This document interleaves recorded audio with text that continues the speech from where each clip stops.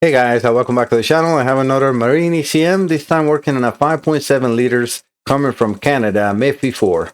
Shayne Peterson, this is your computer. Alright, so as you see, I have it ready to go, connected to the oscilloscope and all the stuff. Let me just show you some of the information that I have for you. I need to have, let me make sure that all that is working, so... Alright guys, I got all the signals ready to go. Well, as you can see, I got the computer running. So, well, kind of running in here only because I'm in a simulation. Otherwise, this will not run. As you see, well, let me take, well, the yellow channel is the tachometer, which I'm going to increase the speed so we can see that more, a little bit more far away. So you can see that the tachometer is reading RPMs. As you see up in the top, blue and red channel are injectors and they're really glitchy. I know this is a small capture, but I'm going to show you in a second in the full screen so we can see that better. The reason I want to show you that the tachometer is dead is because I'm going to turn it off. So we only get the blue and the red channel on the screen, and we can then see more detail. All right, so as I normally do, let me just show you there the computer. It is open, and I didn't open it up. That came like that. So I'm going to show you also his information in a second. Yeah, so let me just move you over to the screen, which I'm going to then read the email, which I have already grayed out the rest of the information so you can only see what he describes. So he said, I have a MEFI 4 computer that I would like to send you. Symptoms to start out with a very intermittent failure at cruise speed, which will drop the engine power, and when the throttle was pulled back and advanced again, it will recover and act normally. A month later, for more running hours, the boat will not accelerate past 3,100 RPM, but run great up to that point. A local mechanic suspected a corroded TPS sensor, and after changing that with no result, went on a parts spree, changing most of the electrical components on the engine. Now I have got back home and discovered that at some point in the past 2 weeks, the problem got worse, and now I don't have an injector triggers on bank B.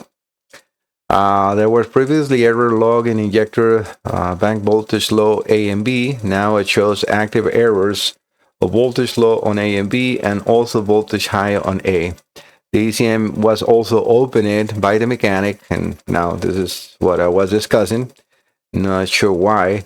Who suspected he will find corrosion. I guess he was trying to see if that was an issue or not. It appeared fine visually, so he agreed he was over his head. Will I be able to send the module to your further diagnosis and hopefully repair? Thank you, Shayne Peterson. I say yes, definitely send it over. I am, very successful on these modules, and I hope that I can help you. All right, so I have history, and I always, take a picture of how is the computer running. This is just a picture of me. Let me take this out of here so we can see that. Running with 4 fault codes and the tachometer and the injector signals, which are really, really bad, both bad. All right, so that's just, again, I got a history and I'm running an idle with the bad injectors, which is what we also see now here. So we got 4 full codes. We have, they're all 81, and this is, this MEFI, I don't know who wrote, the engineer that wrote this software really weak, because all fault codes are 81. At least on the injectors. Injector A high, injector B high, injector A low or open, injector B low or open. So anything is an 81, so that's not really too helpful. All right, so I'm going to put the Pico on the screen fully, and I'm going to, well, not really. That's, I think, enough. We can definitely see that this is definitely looking really bad. I mean, I'm going to stop the capture. We have sometimes a normal, let's say, kind of looking waveform on the blue channel, and we can see that right now on my simulator I get like a 1.3 to 3.3 milliseconds on the injection, which that's not correct. And the reason my simulator cannot pick up the correct milliseconds is because we sometimes got a short pulse. Like right here, you see 1.3. And then if I move this to the next one, this is probably the 3 point something that my simulator is picking up. Yeah, 3.3, right? So we can see 1.3, 3.3. This should be very steady. And the red channel, on the other hand, you can see that this is not even being pulled to ground. So that blue channel is definitely no good. Not that, I'm sorry, the red channel. And not that the blue channel is any good either, because this will be spraying so much fuel that it will probably damage the engine. So this is definitely not running good, and probably a higher RPM because the engine will have more time to burn that extra fuel. It will not feel that bad, but yeah, maybe. I mean, this is just a maybe, right? And if we go over to the values that we can see in Rinda, let me see what I put that in here. If I go over to the values in Rinda right now, we can see that the computer is looking for 2.4 milliseconds. So I'm going to put a zoom glass. So this is where the computer is commanding those injectors, not 1.3, not 3.3. So this is definitely, I can definitely confirm, I can definitely reproduce your concern, Shayne. So right now I'm going to go inside the computer, which is, that's, luckily for me and for the mechanic too, he didn't damage anything opening up the computer. At least he was careful enough. I don't see any damage created by him. But let me see what I can do with this computer, and then I will get back to you with good results or deeming the computer not repairable, because this is a 50-50 chance on these computers. There have a lot of crystal. Let me stop the computer from running. I'm going to turn this off, and you're going to see, well, you're not in that capture, but if I move it here, we can see how now I lost communication. Of course, turn the computer off, right? And that is okay. But yeah, as I was saying here, most of the components in here are crystal. It's a print board. It's a hybrid ceramic crystal board that is printed in layers. And then you do have some diodes and some component that can be replaced and can be repaired. But again, it's almost a little over 50%, but I have very good success rate. All right, so guys, I'm definitely going to try to do my best to help Shayne. This computer has, I don't know if you saw in there, it has only 120 hours. What damaged this? Injectors. Definitely no doubt about it. Bad grounds and bad injectors. So I'm going to recommend Shayne to please send your injectors to be tested and or repaired. Because, yeah, low hour boat is not running constantly to polish that fuel. So it creates a little bit of a varnish on the tip of the injectors, and it makes the resistance change, and that makes higher amperage. Computers is the one that provides ground and on the injector. So if also the grounds on the block or in the battery are not clean enough, that also going to damage your computer internally. So very important to clean the main grounds, the starter ground, clean the battery post. Very important also to charge the battery prior to try to start a boat, especially a boat that is not being used too much. And don't charge the battery with the wires connected on the boat. So disconnect the battery, charge it, and then test it, right? Always I recommend to get those Medtronic testers that are like not power related. So just connect it, or a carbon pile tester that you can load that battery to see if it's good or not, and otherwise replace it, right? Because it's very important. All right, guys. So again, these are just recommendations. I will be coming with a part 2 if this is a successful repair. I probably will just add it to here if I'm actually able to do it. And then otherwise, if not, I will just probably put a note on the description of this video. All right, guys. If this is the end, thank you so much for visiting the channel. Thank you, Shayne, for trusting in Mike Salazar Diagnostics. I'll see you all next time. Bye-bye. All right, guys, I got good news. I think I have the computer fixed. All right, so let me move you over. Well, let me show you some of the repairs that I have to do inside, because as you see, I got jumpers, I got other components that I have to actually add. There were actually paths that were damaged in the board that there, no other way to repair. I have to put jumpers and also add the resistors that were in place that are no longer were part of the actual board. So the confirmation to the computer, so the injectors are working or not, were not there. And also the signals were completely damaged. But luckily for Shayne, I think. Let me just double check. Yep, from Canada. This is a good result. All right, so well, let me turn this off so you will see that I am indeed in communication and we're losing the synchronization with DICOM. I'm going to turn it back on. Fuel pump is coming on, and that was never a problem for him. All right, so we're back connected. I don't know why this one. Oh, yeah, those are just if you run or so, but we can. I don't know why it's showing now. Injector B low. Let me make sure that nothing got unplugged. Otherwise, I'm gonna have to repair that one. Oh, it shouldn't. Yeah, it's giving me back injector B now. Let me turn it back off. Turn it back on. 2 volts. Yeah, throttle position low. It's reading 8 volts, so it shouldn't be low. Let me raise that up a little bit.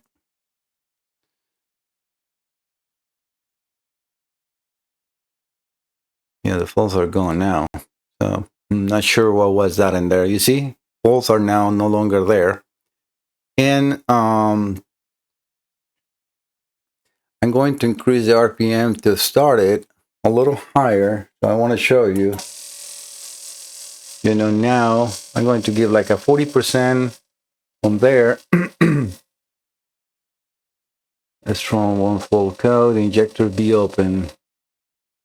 Yeah, it's not liking that signal, so I'm gonna have to correct that one. So bear with me. I'll be right back. Well, let me just, before I turn this off, we can see, let me turn the yellow channel, which is the tach, remember? And I'm using this just as a confirmation of my signals, but as we see now, we have both injector drivers. I'm in 2400, 3000, 4000 RPMs. And we can see now both injectors working. Before they were not. So this is already repaired. So what we can see here are the drivers being able to pull down to ground. The blue channel is. Let's do the same thing with the red channel. Right. So I'm just put them in on the upper section, kind of like approximately. But we want to make sure that we are indeed pulling the injector all the way down, and both are right. So that's really good. So both injector drivers are good. Now it looks like one of the confirmations is still there because you see injector B open, but that's not a problem. I can definitely fix that too. So drivers are now being activated and working good. So let me fix that up and I'll be right back. And before I go, let me just also show you, I can put this into maximum. The injector drivers are idle, so now it's obviously less speed. I'm in around 600 or so. Let me see how much I have. 636 RPM, so we can see that in here. But yeah, so we can see now a nice injection on both banks. They're both being pulled to ground. So the only thing that I now need to fix will be the confirmation for that injector B, which is again not a problem. Let me fix that and I'll be right back. All right, guys. All right, I think I had it fixed. Let me move this microphone microscope out of the way. Like I said, I know exactly all the routes and all the chores and everything on these computers. So let me turn it off. Turn it back on. All right, so let's go and erase the fault codes.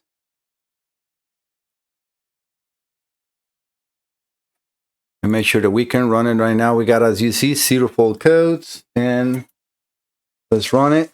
All right, so let me just, as I normally do, put some of the hits that otherwise you will not be seeing or can't see easily. All right, so we have a start with all malfunctions 1, which is great. All right, so I can definitely now see a better or cleaner signal. There's still something in there because I read 3.1 and goes there. So definitely still a little glitch on the injectors, but as far as that, I don't think I can do much more. You can see a little bit of a on and off of even throttle close, especially when it's too low. But let me raise it up to around 4,000 RPMs.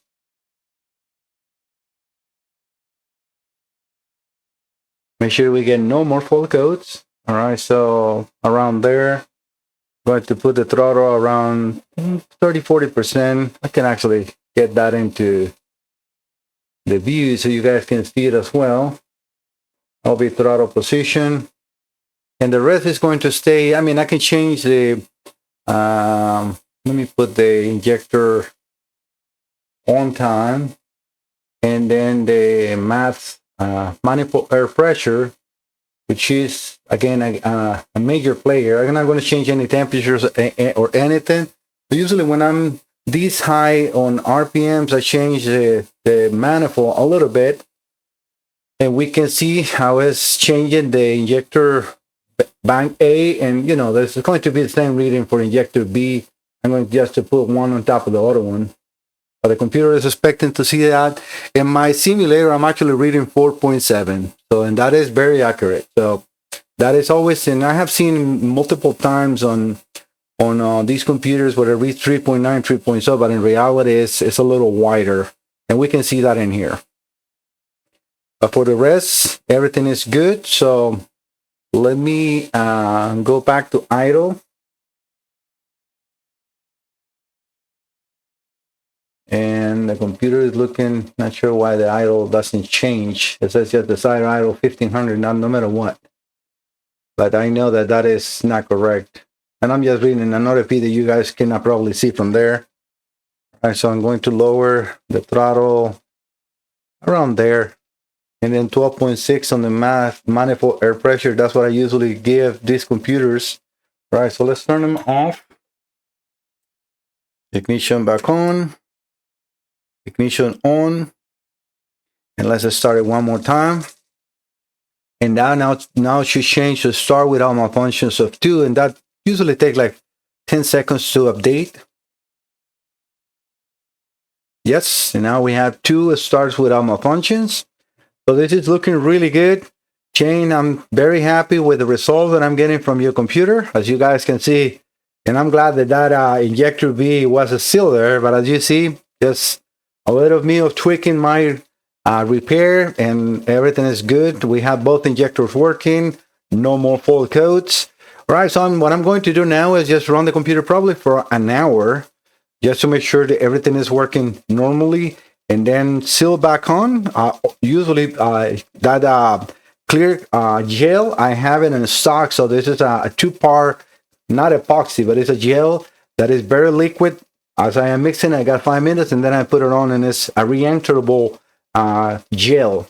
It's there, and very important to keep vibrations and also temperature very steady throughout the board. But I have that in stock. So, all right. So thank you so much, guys, for visiting the channel. I hope that you like the content. And yes, I know that I don't show too much of what I do inside the boards for obvious reasons. No matter what, in these boards, I would probably not even want to share that with anybody, because this is a very delicate. This is almost like a surgeon hands to do something like that. I mean, you need to have a professional like myself, and I am. So yes, if you have a board like this and you need it to send to repairs, you're in the best hands. There's no other company, I would say, probably in the world besides maybe the dealer, right, or the manufacturer of this computer that can do what I do. All right, guys, thank you so much. See you next time. Bye-bye.